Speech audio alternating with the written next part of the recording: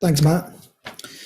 That was really good. I think it's really good to have a look at the data in a bit of detail and having Matt's time available so he can actually do that sort of work is really important. And obviously to try and publish some of the experiences and some of the outcomes will be really important as we certainly as other regions look to develop mesothelioma networks and MDTs. So I'm going to move on to our final talk of the session. So it's a real pleasure to introduce Dr. Melanie MacKean. So Melanie is a very experienced medical oncologist who works in the Edinburgh Cancer Centre. And Melanie's been looking after mesothelioma patients for a long time and has been was one of the investigators on the Checkmate 743 study of combination immunotherapy, which is hopefully going to change practice. And so Melanie's going to give us an update on immunotherapy and trials. Hello, I'm Melanie. I'm a medical oncologist, and as Kevin said, I do a lot of research, and just for the patients and relatives, my talk does have survival data, so if this isn't your bag, I totally understand. However, I'm pitching this so to try and get some framework about trials in general. Obviously, I'm excited about the Checkmate 743 trial, but there's been some recent second-line trial data that I'm going to share with you, but also talk about how we actually get from trials into the NHS, because that's where all my work is. So what sort of trials are there, and how do we get a research trial, and who pays for it? And what is this thing GCP that I keep on going on about and have to train all my junior doctors in? And very importantly, both as a doctor but also as a patient and a relative, how do you find out where to go? What's this thing about a trial protocol, and why is it important? And how do we get them from the trial being done to the results to then to the NHS? I think they're really important questions. Just a brief overview, cancer trials come in all shapes and sizes, and they start in the labs. And we are incredibly good in the labs at coming up with things that look amazing. And you see the BBC website going, new breakthrough in cancer, and then you read it was in a laboratory and your heart sinks. And how do we go from the lab to the patient? And there are these phases of trials. Phase 1 is where we literally need volunteers to have that drug for the first time. And because these are all about safety, we literally don't know if this drug will be poisonous or not. We hope it won't be. They have to be done in small numbers. So phase 1s look exciting, but they come in slots. A slot opens, a patient goes in, and then they close. And so it can be frustrating waiting to get into a trial, a phase 1 trial. Phase 1B is when they've seen one patient do well with one particular type of cancer, and they go, oh, there's a story, and they go off with a 1B. Phase 2 is about how we look at each cancer type in general and subtypes. So lung cancer has lots of different subtypes. Mesothelioma has different subtypes, and looking at response in a very particular group of patients. Phase 3 is when we've done the phase 2 and it looks promising and it looks better than our standard, and it's trying to compare it against that gold standard. And this is where this toss of the coin or randomization comes in. And literally, I don't get to decide. The patient doesn't get to decide. It's an electronic coin these days, but it's randomizing between those two options, following those patients up and seeing exactly which one is best. Then we have phase 4, which is actually incredibly important about when we start to use these drugs regularly. Does it really hold true that we see the same? You know, immunotherapy has only been around since about 2013, I think the first patients were treated. So we really don't have long-term safety data. So this phase 4 is still ongoing for immunotherapy. And then we also have real-world data. Real patients, real outcomes, which is QPIs and the like. This is taken from the Cancer Research UK website, and it describes very nicely what happens in a trial. We see this idea, we write a protocol. I'll come to that on another slide. They then have to submit that protocol to peer review. Is it correct to look at this in the first place? And that's lots of academic doctors frequently who sit on these peer review and say whether to go ahead or not. Then there's some funding, I'll go through that. Then the ethics committee have a look and say, is this a fair thing to ask a patient to give their time and a safe thing for the patient to do? Is it ethical? We then have to go to the research and development of the hospital. They have a committee, and I have to ask, can I please do this trial? And they go, well, Melanie, that's an extra few CT scans, that's an extra few blood tests. Can we fit it in? Have we got the resources? And it has to be approved by R&D. Then we open. Then we can recruit patients. Then often the trial closes, and then there's a delay whilst we see how those patients have done. Then we get the results. The results are often published in usually in one of these big conferences first. That's not peer reviewed, but I can get to know very quickly what's going on by attending these conferences. Then they're published as peer review publications. Then there's licensing. Then we move forward. This is all done to a quality standard called GCP, and that's good clinical practice. It means that it's all done to the nth degree. I literally can tell you exactly when a patient came, what happened to them on that day. I've got source documentation clearly marked, and that can be audited by people like the FDA in America can come to my research department and go, Melanie, show me your data. So these are important things and take up time. Paying for cancer research is hard, and I always tell my students a phase 3 trial in cancer now costs on average £100 million for one phase 3 trial. So Checkmate 743 will have cost about 100 million quid to do. Cancer Research UK in the UK is the biggest funding body, but there's also the NCRI who fund research that perhaps isn't as sexy, but is very clinically important.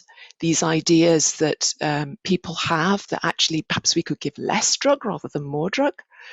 Drug companies fund a lot of the phase 3 trials because they tend to be international and they cost so much to do. There are international groups who do fund international trials, and the ERTC, I'm a member of the ERTC lung cancer group, is the European one. And if you're very brave, you can do it all yourself as a clinician, but you have to have a lot of patience and a lot of perseverance to get an investigator-led grant.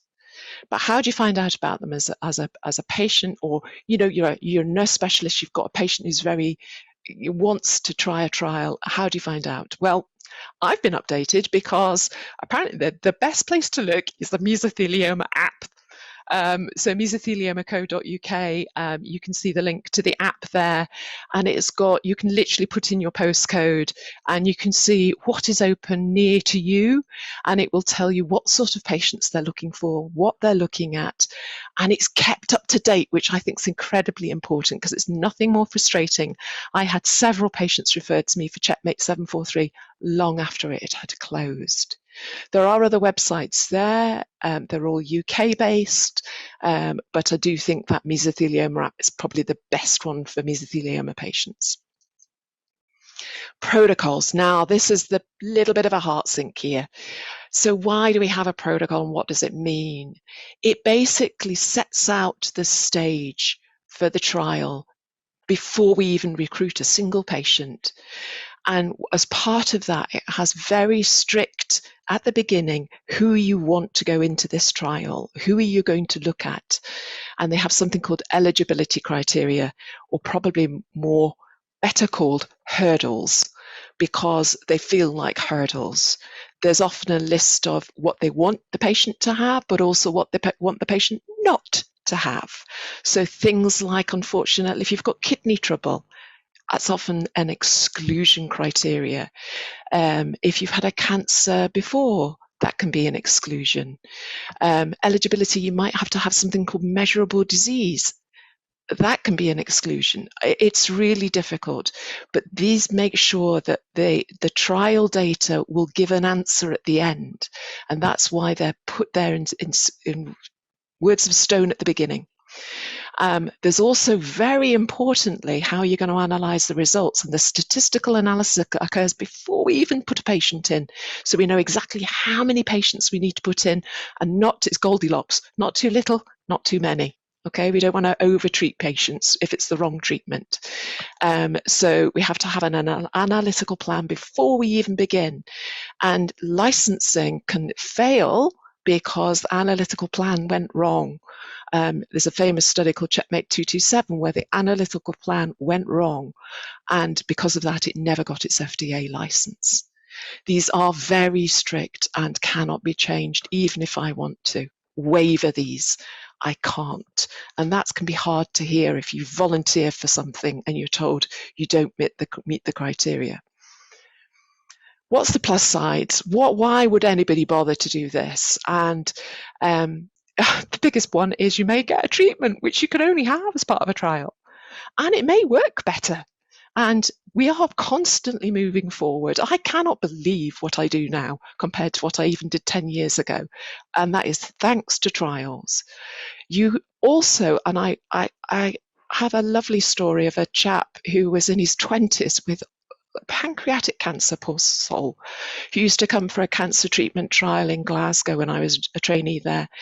And he wasn't doing very well. And I used to try and talk him out of coming, and I'm trying to spend time at home. And he said, Melanie, I need to know that I've done something with my cancer, even if it's only that this is not the right drug and the next person can try something new, something different. And it was that sense of purpose it gave him, which you cannot take away. I think one of the big things as well is you are in control at any stage. It's not just about written consent, it's about ongoing consent. At any stage, it's too much, time out, you can come out, okay? Downsides, I've mentioned a few already. You can have side effects. And there's a famous phase 3 trial of breast cancer where the phase 2 data, remember I said about phase 2, looked really impressive for stem cell transplants, high dose chemotherapy, give it to all the breast cancer patients. And all the patients wanted it and they were all clamoring to have it. And there was a phase 3 trial, standard of care chemo versus high dose transplant chemo. I remember patients being desperately upset when they drew this control arm. The trial was stopped early because this group of patients died early, and it was not the breakthrough we expected.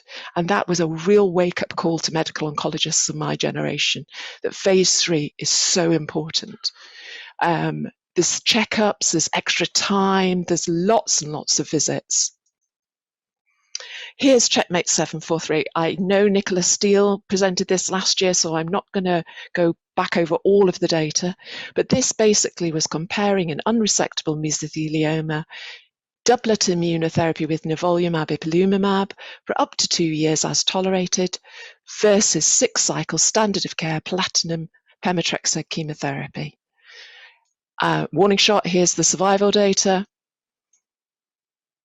Here we have the updated 3-year hot off the press. This is only 1 month old, this data. And at 3 years, 23% of patients are still doing well on the immunotherapy arm compared to 15% on the chemo arm. The overall average, called the median, overall survival for immuno versus chemo was modest. It was 4 months. However, if you looked at the subgroup of sarcomatoid or biphasic, they had 10 months extra benefit from immunotherapy. So it also was important which subtype of mesothelioma you were looking at. Interesting data here is that some patients had to stop immunotherapy before the 2 years, and that could be really hard to say, no, this is causing you more side effects than we want. We need to stop now. No, I want 2 years. No, we need to stop. Actually, the patients that stopped early because of side effects have a phenomenal survival. They actually have their immune system switched on, both against them, but also against their cancer. A third of them 3 years after stopping treatment are still responding to treatment. So it's also a treatment that can benefit patients later if they're in that lucky group that genuinely get a response. So how do we get more patients to get responding? That's the real question. I'm just going to share this because I know Kevin's doing a lot of work on looking at who responds, and we've done some real world data on immunotherapy and stage 4 lung cancer, and we found that your blood tests predict hugely. It's called the Scottish Immunotherapy Prognostic Score. We've published now on it, and it's basically if your albumin is below normal, that scores you 1. If your neutrophils are above the upper limit of normal, that scores you 1. If they're both abnormal, that scores you 2. And prognosis is huge. And the patients who have normal blood tests are also the ones who respond to immunotherapy the best. And I suspect the same will prove true in mesothelioma. It's not everybody who gets that long tail of response. So this is the bit that I wanted to get across because I think this is really difficult. We get trial data long before the drugs get its license. The initial trial data was at a conference in August 2020 for Checkmate 743. At that point, even if I think it's world breaking, I can only apply to my Medicines Management Committee on an unlicensed medicine form, and it's very rarely funded. The drug companies then will look to try and open what used to be called a compassionate access scheme, which is now called an expanded access scheme. That is now regulated. They have to apply to get those open. That didn't open for Ipi/Nivo until February 2021. We then get a publication and they're allowed to go for the MHRA license. And at that point, it's an individual patient treatment request form to the Medicines Management Committee. Again, not routinely funded. We then get the SMC submission. So between license and submission, there's also a delay. So the submission for Ipi/Nivo went to the SMC about May 2021. After that, we can then apply on a PACS Tier 2 form, which is a different form and a different level of evidence base required. Again, it's not routinely approved if there's an suitable alternative. Then the SMC say yes or no. Either way, we can then apply either on a PACS Tier 2 form if they say no, or a non-formulary form if they say yes. Then I put in a formulary request and we get it onto the formulary and I can prescribe it. At the moment, Ipi/Nivo is at that SMC pending. It has had its paces. We are awaiting their decision. NICE have said no. That was published in October, just gone, about a week ago. And they have declined funding first line for Ipi/Nivo for mesothelioma. So second line chemotherapy, the systematic review showed that there really was no randomized trials to speak of once you've had first line treatment for advanced mesothelioma. What do you do if it then starts to progress? And that led to this recommendation from the BTS, and a couple of members of that guidance are, I think, on the calls today, that it wasn't recommended. So it's been a long time coming, but we finally have. I'm going to quickly, at this time, skip over this. Professor Fennell has just shown this data in the summer at ASCO of looking at oral chemotherapy called vinorabine versus active symptom control, or ASC. And it was a 2-to-1 randomization. For every one patient who got active symptom control, 2 patients got the vinorabine. And they followed these patients up to see if it genuinely does chemotherapy second time round benefit patients. And progression-free survival is the time to which the cancer starts to grow on a CT scan. And unfortunately, the difference between the chemo arm versus the no chemo arm was 6 weeks, basically one scan. Scans were done every 6 weeks, which is there, and it is positive, but it's disappointing in its magnitude. And unfortunately, the overall survival showed no difference between having chemo second time round with oral vinorelbine versus having no chemo. So immunotherapy, I know we're all excited about immunotherapy, and that started with the Keynote 28 study, on which basis it got designated breakthrough status. It got an FDA license, pembrolizumab in mesothelioma in the United States, and everyone was excited. It's now had that license withdrawn in the FDA because of the 2 randomized phase 3 data at the bottom called PROMISE and CONFIRM. PROMISE was the study with much promise and exactly the right study. It was immunotherapy versus single agent chemo. It was vinorelbine or gemcitabine. And sadly, there was no difference whether you got immunotherapy or those chemotherapy. And unfortunately, on the basis of that, the license was withdrawn. So we then come to the latest data is CONFIRM. This has only been shown in a conference so far. I don't think it's in publication yet. And this randomized patients 2-to-1. So for every 1 patient who got a placebo infusion of saline versus 2 patients got immunotherapy with nivolumab. And it was every 2 weeks for as long as benefit up to a maximum of a year. And again, we see that overall survival this time is positive in favor of immunotherapy. It's modest, it's just under 3 months, but it's there. And I think that that is lovely to see. And but we are at that trial data, haven't even got publication, no license. So where we're at, we have first line ipi/nivo awaiting SMC, we have second line awaiting licensing. Just to say, there are trials now bringing immunotherapy and chemotherapy together. BEAT is open at the Marsden. DREAM3 we hope will get open in the UK for new patients to have both up front, which is actually what we do with non-small cell lung cancer and small cell lung cancer now routinely. I won't say any more about other trials, but there are local trials open. But please ask your nurses, please ask about trials. My conclusion, Nigel, I think, is on the call today, and many patients I've treated over the years, I just want to thank them for participating in trials. It's a huge ask. I always feel they join our team when they become a trial patient, but they're expensive to run. They're time consuming and at times incredibly frustrating, both as a doctor and a patient. However, I would totally recommend being a researcher because you learn fast, you learn safely, and you stay up to date.